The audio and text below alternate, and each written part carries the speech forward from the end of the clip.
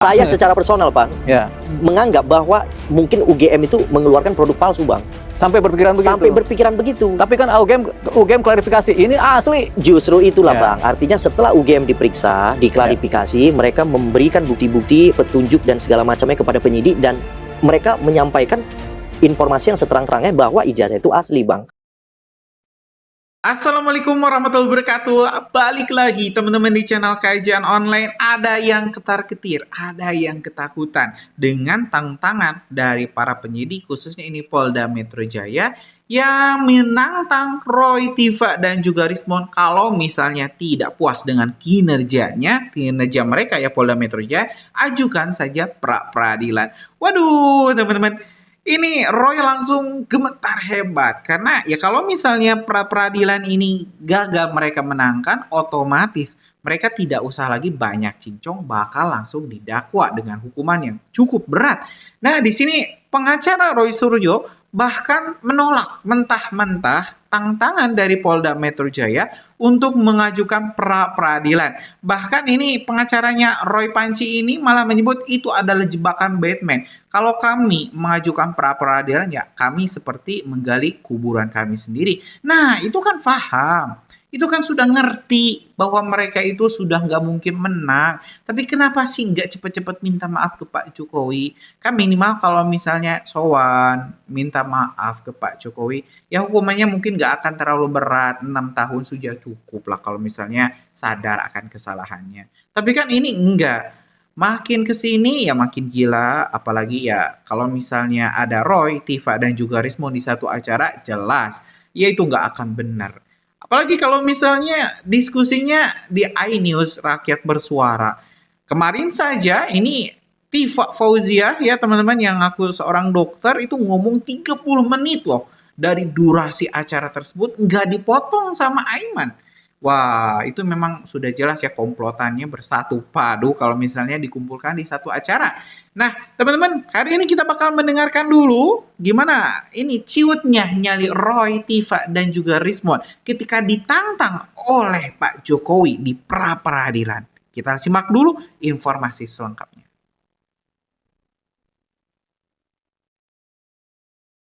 Itu 2 minggu yang lalu di ruangan ini kemudian bilang saya sambil saya ODGJ ini namanya. Aduh, saya lagi ngomong dipotong lagi. Iya, ODGJ. Orang dekat Gibran Jokowi itu. Oh, ini orang dengki Gibran Jokowi. Orang dengki Gibran Jokowi ini ODGJ. Oke. Berbeda dengan sikap Roy Suryo, kuasa hukum mantan Presiden Joko Widodo, Firman Pangaribuan mengatakan, penggunaan pasal berlapis yang menjerat para tersangka kasus pencemaran nama baik Jokowi, termasuk pasal dugaan manipulasi dokumen digital dengan ancaman 12 tahun penjara sudah tepat. Menurut Firman, sejak awal pelaporan Jokowi yang tertuang dalam laporan polisi, Roy Suryo CS seharusnya mengetahui pasal apa saja yang bisa berpotensi menjerat mereka. Dari situ sudah kelihatan bahwa memang dari awal kita laporkan ITE. Jadi kalau dibilang, wah baru kita tahu sekarang, capek. Panggilan kan juga ada di situ. Pasal-pasal disampaikan. Dan itu laporan polisi loh Mbak. Laporan polisi itu adalah pada waktu dilaporkan sudah disampaikan. Jadi kalau sekarang diputar-balikan playing victim dan sebagainya, menurut saya itu kelucuan-kelucuan yang berikutnya. Dan saya pikir ya sudahlah. Dari sejak awal disampaikan, tunjukkan. Baru kita berhenti. Kemarin ditunjukin masih aja ngoceh, gitu kan. Kalau menurut saya sebaiknya legowo. Siapkan pembelaan, siapkan saksi-saksi meringankan, siapkan hal-hal lain. Itu lebih legowo. Kalau dia terus memutarbalikan fakta, terus mengatakan nuding-nuding. Nah, inilah yang tadi dibilang sama Bang Ahmad Koyazunudin, bahwa ada nanti adalah kewenangan subjektif dari penyidik yang bisa melakukan penegakan hukum, melakukan penahanan. Sudah dipastikan bahwasannya hukuman Roy Suryo akan lebih berat, lebih panjang, lebih lama daripada teman-temannya yang lain. Kok bisa gitu Bung? Karena dia dapat oleh-oleh satu lagi laporan polisi. Di mana Bung? Nggak tanggung-tanggung di Polda Metro Jaya. Siapa yang laporkan Bung? Bapak Paiman Raharjo. Kita dengar dulu ya beritanya, langsung kita dengar. Kita melaporkan 2 laporan polisi ya. Pertama, Roy Suryo, Bambang Suryadi, Rismond dan Hermanto ya untuk pencemaran nama baik Profesor, dan untuk asal pemberasannya kita Bambang Suryadi. Sempat memilih diam, Rektor Universitas Jakarta Internasional, Prof. Paiman Raharjo melaporkan Roy Suryo, Rismon Sianipar, Gator Suryadi, dan Hermanto ke Polda Metro Jaya Sabtu dini hari, 12 Juli tahun 2025. Dalam pelaporan itu, Paiman didampingi oleh pengacara kondang, Farhad Abbas, yakni dugaan penyebaran berita bohong, pencemaran nama baik dan pemerasan yang menurut Prof. Paiman telah mencemarkan reputasi pribadinya dan institusi akademik tempatnya mengablud. Sudah waktunya kebenaran ditegakkan. Selama ini saya dituduh terlibat pembuatan ijazah palsu Presiden Jokowi di pasar pramuka tanpa bukti. Tidak hanya mencoreng nama saya, tapi merusak citra dunia pendidikan secara umum, kata Paiman. Sabtu malam, ia juga menyentil Gator Suryadi yang disebut-sebut sempat bertemu secara pribadi dengannya di restoran di Plaza Senayan. Dalam pertemuan itu Gator meminta maaf. Saya heran, setelah minta maaf secara pribadi, kenapa justru Gator kembali menyebarkan tuduhan yang lebih kejam di publik, ujarnya. Namun ia hanya memberikan 15 juta rupiah. Mungkin karena tidak puas, fitnah itu kembali dimunculkan, ucapnya. Terkait apakah tindakan tersebut tergolong pemerasan, Prof. Paiman menyerahkan sepenuhnya kepada tim kuasa hukum. Saya tidak bisa menyatakan secara langsung, tapi semua bukti sudah kami kumpulkan dan serahkan ke pengacara saya, jelasnya. Farhad Abbas sebagai kuasa hukum menegaskan, laporan ini bertujuan tidak hanya membela Prof. Paiman, tetapi memberi pesan bahwa kampanye hitam dan tuduhan tak berdasar. Penyebaran fitnah di ruang publik bukan hanya merusak nama baik seseorang, tapi juga membahayakan demokrasi dan dunia pendidikan kita, kata Farhad. Prof. Paiman pun mengimbau masyarakat agar tidak mudah percaya terhadap isu-isu liar yang tidak berdasar hukum. Ia mengingatkan pentingnya verifikasi informasi agar tidak terjebak dalam manipulasi opini publik. Nah, tepuk tangan untuk Roy Suryo. Panjang umurnya, panjang umurnya, panjang umurnya di penjara, di penjara, di penjara.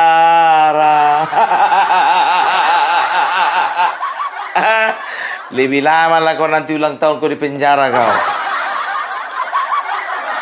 Ya karena memang kan laporannya ada dua, ya kan, yang satu laporan polisi mengenai pencemaran nama baik, kan begitu, ya, dengan tersangka, dengan yang terlapor itu adalah Roy Suryo, Bitor, satu lagi siapa namanya Hermanto. Nah yang kurang ajarnya lagi, si Bitor juga dilaporkan oleh karena kasus pemerasan 15 juta. Rendah kali kau kawan. Katanya politisi PDIP 15 juta. Politisi senior pula itu kemarin ngaku-ngakunya. Bitor. Cemana lah uang 15 juta sekarang itu berarti sama dia. Karena kemarin kan dia baru dipecat. Baru dipecat dia dari jabatan staf ahli ya di badan percepatan pengentasan kemiskinan, ya kan, dipecat di Bertogeli gara-gara apa? Melanggar kode etik, kan begitu. Tapi dari pihak sebelah sana ya, orang-orang YouTuber yang mengatakan bahwasanya ijazah Bapak Joko Widodo palsu, mengatakan bahwasanya oh ini adalah hasil dari perjuangan, ini adalah bagian dari perjuangan. Siapa yang bilang Roy Suryo, Roy Panci CS tersangka? Rakyat Indonesia bergembira. Bagusnya Roy Suryo CS ini dihukum berapa tahun kawan-kawan? Orang-orang semacam ini Pak, cocoknya seumur hidup ya dimasukkan dalam penjara, jangan lagi dikeluarkan Pak ya. Halo guys, aku minta untuk orang-orang yang namanya tercemar oleh Roy Suryo CS ya, kayak KPU, UGM, terus kawan-kawan Pak Jokowi, terus Mabes Polri, tim forensik, mereka kan udah melecehkan, nggak percaya dengan bukti-bukti yang ada. Jadi kalau bisa tuntut ulang aja mereka itu ya, tuntut lagi semuanya pada nuntut. Biar nyampe kalau bisa orang-orang kayak gitu seumur hidup di penjara dia. Nggak ada gunanya itu, cuman bikin onar aja. Ya, biar seumur hidup mereka di penjara itu. Mereka nggak percaya sama ini, nggak percaya sama itu bisa kita bikin apa namanya, laporan balik itu. Kalau bisa semuanya ngelapor, biar hukumannya bertambah ya. Kalau bisa, kalau orang-orang kayak gitu tuh nggak ada gunanya di Indonesia juga. Biar aja mereka di penjara seumur hidup ya. Itu lebih bagus ya tuh. Biar mereka keluar di dalam sel itu. Apalagi mau bikin buku-buku fitnah kayak gitu kan. Mereka emang otak-otak busuk. Udah jelas salah. Mau bikin buku fitnah kayak gitu lagi untuk disebarkan. Mana mau UGM ngasih tempat kayak gitu ya kan. Itulah untuk orang-orang yang merasa dirugikan ya. Kayak KPU Solo, KPU DKI, KPU Pusat. Itu bikin laporan. Karena mereka udah melecehkan kan. Gak percaya dengan kalian. Untuk UGM kayak gitu juga. Untuk para guru-gurunya, teman-teman Pak Jokowi yang mereka nggak percaya settingan, bikin juga laporan. Untuk Mabes Polri, untuk tim forensik Mabes Polri, bikin juga laporan tuh, pencemaran nama baik itu. Nggak percaya dengan kalian tuh. Biar jadi pelajaran, jadi orang bikin fitnah tuh nggak sembarangan lagi. Oke? Salam waras. Faktanya ijazah itu setelah dibuka dari labelnya oleh pihak penyidik ditunjukkan kepada peserta gelar. Ini loh ijazah aslinya. Nah, setelah ditunjukkan ijazah asli ini, ada yang tidak yakin juga dengan ijazah asli. Nah, itu no problem. Yang penting pihak penyidik sudah mengakomodir apa yang kau mau, tapi ingat bahwa itu pasti seizin Pak Jokowi. Dan itu tidak suatu keharusan ditunjukkan ijazah asli itu. Karena itu adalah produk untuk nanti adu argumentasi di pengadilan, adu data, adu fakta. Kan gitu. Nah, Pak Jokowi ya, meminta atau memberikan respon atau memberikan restu kepada penyidik, ya sudah tunjukkan saja. Tujuan daripada Pak Jokowi di sini saya tahu pasti ya. Saya yakin ya, dari gesturnya beliau tuh, daripada suasana negara ini kembali ribut gara-gara ini, sudahlah tunjukkan saja biar mereka ya percaya. Sebenarnya ini harus di arena persidangan, kan gitu. Nah supaya adem, supaya negara kita bisa berjalan kembali, supaya perekonomian berjalan lancar, investor-investor bisa masuk kembali, tidak berpikir bahwa negara kita ini sedang tidak baik-baik saja. Ingat loh yang di Kuyo-Kuyo itu mantan kepala negara loh. Nah, kenegarawanan daripada Pak Jokowi ya, rasa nasionalisme ini ternyata tidak bergayung sambut. Nah, saya sudah ngerti. Maksudnya beliau saya yakin bahwa ini supaya sudahlah adem. Kalau adem mungkin beda lagi nanti posisi kasusnya. Nah, kalau sudah seperti gini ya sudah. Ayo kita adu argumentasi nanti di sidang pengadilan. Itu yang kedua. Yang ketiga, dengan ditunjukkannya ijazah tersebut bukan berarti proses peradilan itu berhenti di situ. Ada lagi yang meminta kenapa tidak di SP3-kan, kan gitu. Dari pihak lawan, loh enak aja lo udah teriak-teriak minta SP3 lagi.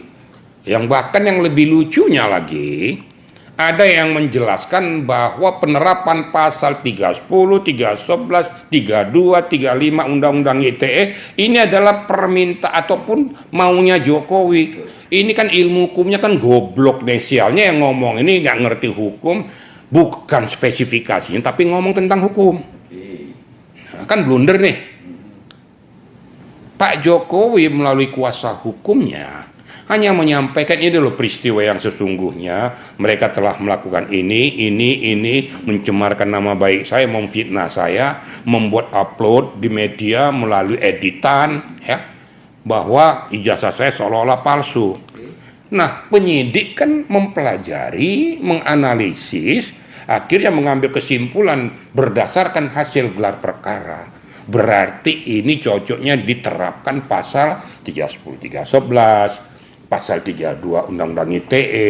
Di sana kan jelas-jelas dinyatakan bahwa Ya, teman-teman, barusan sudah kita simak informasi terkait ya bagaimana mental dari Roy, Tifa dan juga Rismon langsung ciut ketika ditantang balik oleh Pak Jokowi dan juga Polda Metro Jaya di pra-peradilan.